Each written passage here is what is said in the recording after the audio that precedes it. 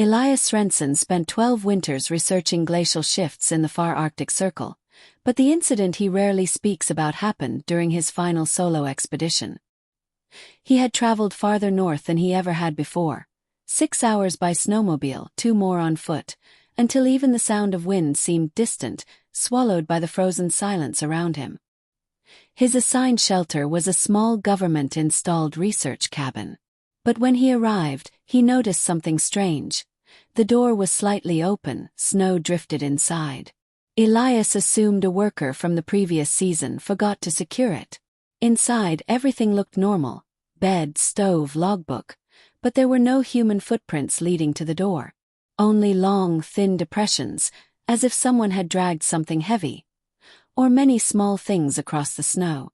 The first night, he blamed his unease on fatigue. Wind clawed the windows, and the cabin creaked under the pressure of sub-zero storms. But around 3 a.m., Elias woke to the unmistakable sound of slow tapping on the exterior wall. 2, 3. He held his breath and listened. The cabin was 20 miles from the nearest outpost. There should not have been anyone there. The tapping stopped, but something else followed, a soft dragging sound circling the cabin. Scrape, scrape, scrape. Elias forced himself to stay inside, clutching his flare gun until dawn. When light finally pushed away the Arctic darkness, he opened the door to look. His stomach tightened. Around the cabin was a perfect ring carved into the snow, as if something had moved around the structure all night long. But there were no footprints, no animal tracks, no tire marks, just that unnatural, continuous groove. Like something had slithered. On the second night it got worse. Elias had just recorded temperature readings when he heard the tapping again. Faster this time, urgent, like fingers drumming on the wall. The dragging resumed, circling the cabin at an unnatural speed. Panicking, he shut off all lights and crouched under the window. The cabin shook once, softly, followed by a long, low exhale from outside. Then came the voice. A whisper, thin, broken, breathless, coming from right beside the window. Elias! He froze.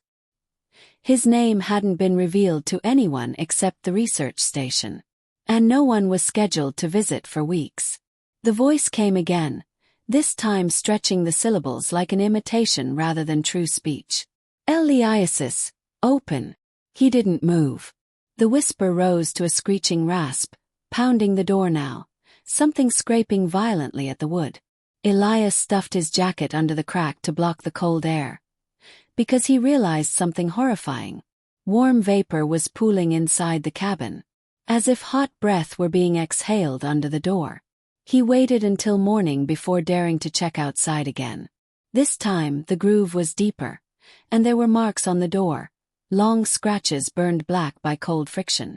Elias didn't even pack properly. He grabbed the essentials, mounted his snowmobile, and sped south without stopping. When he finally reached the outpost, frostbitten and shaking, the station medic asked him 3 times if he knew he was bleeding. Elias looked down. His coat sleeve was sliced open. Underneath, his skin had 4 perfect lines, each the exact width of the marks on the cabin door. But here's the part he never forgets. Later, when the next research team visited that same cabin, they found the logbook open on the table. A fresh entry had been added. Not in Elias's handwriting. Just 1 sentence. He almost let me in this time. Elias never went back.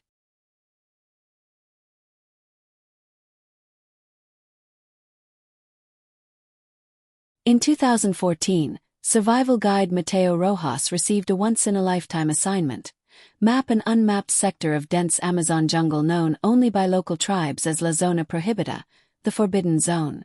Even the indigenous communities avoided it. They said the forest there did not belong to the living. Mateo didn't believe in legends. He soon would. The first 2 days of the expedition were unremarkable: thick brush, relentless humidity, and the constant hum of insects. But on the 3rd day, Mateo found something impossible: a wooden mask, perfectly preserved, lying on a bed of leaves. He picked it up. A heavy silence fell over the forest. No insects. No birds. No movement. Matteo dropped the mask instinctively. The silence deepened, almost pressurizing, like the whole jungle was holding its breath. When he tried to retrace his steps, he realized the trees around him had subtly changed positions. Paths he had marked were gone. His compass spun uselessly. The jungle was moving. By nightfall, he set up camp and tried to regain his bearings. But as he drifted to sleep, he heard a sound that chilled him more than anything he'd encountered in years of survival work. A step. Soft, unsteady, childlike. They circled his tent slowly. Crunch, pause, crunch. Matteo unzipped the tent cautiously and shined his flashlight outward. Face stared back. Not a person. A mask, identical to the one he had found earlier, floating at human height. Behind it was a pitch-black silhouette, thin and unnaturally tall. When Matteo screamed and swung his machete, the shape dissolved into the trees, but the mask remained where it had been, suspended in air. At dawn, he packed and fled in a straight line. Any direction was better than staying. But the jungle shifted around him again. Hours passed, then an entire day. And then he found the mask again, in the exact same place. Only now it was smiling. Matteo realized the forbidden zone wasn't cursed. It was sentient. That night, he heard multiple footsteps, dozens of them pacing around his campsite. And voices, whispers that weren't speaking any known language. They grew louder, angrier, until his tent collapsed inward as if pushed by invisible hands. Matteo ran without his gear, without water, without direction. He doesn't remember how long he fled, only that he eventually collapsed near a riverbank. When rescue finally found him days later, dehydrated and on the verge of delirium, he was repeating the same sentence. It kept changing the forest so I wouldn't leave. It didn't want me to go. But the rescuers noticed something else. Carved into the tree beside him, deep, fresh marks forming a shape. It was the same smiling mask.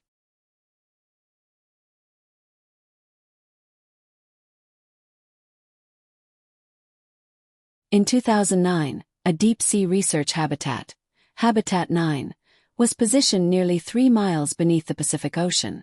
3 researchers lived inside for a 6-week study. Only 2 came back alive. The third, Dr. Lila Hart, disappeared without a trace. During the final week, the team reported technical malfunctions, lights flickering, communication static, strange pressure fluctuations. But Lila's personal logs reveal what truly terrified her. Her first note. Something is tapping on the outer hull. It's rhythmic, deliberate. There is nothing alive at this depth. At first, the others dismissed it as shifting metal. But the tapping grew louder, resonant, like knuckles knocking from the outside. Then came the voice distortions.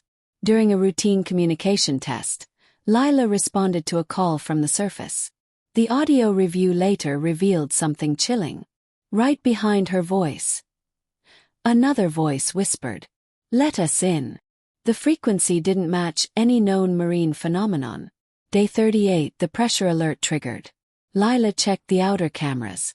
Something moved past. Something enormous, pale, and impossibly human-shaped, drifting through the water with slow, controlled motions. No one believed her until the lights cut out and the tapping began again. Harder. On day 40, Lila woke up to find condensation on the inside of the habitat window, in the shape of a handprint. Impossible at that depth. Her last log entry was recorded 6 hours before the disaster. They're not creatures. They're people. They look like people. But the ocean changed them. They want us to join them. Shortly after, the final transmission reached the surface. Screeching metal, breaking glass, and one faint voice whispering through static. "I'm opening the hatch. They're waiting." When rescue arrived, the habitat was intact except for one thing. Lila's airtight diving suit was still inside. But the outer hatch was open, and drifting in the dark water just beyond was a single pale handprint, too large to belong to any human.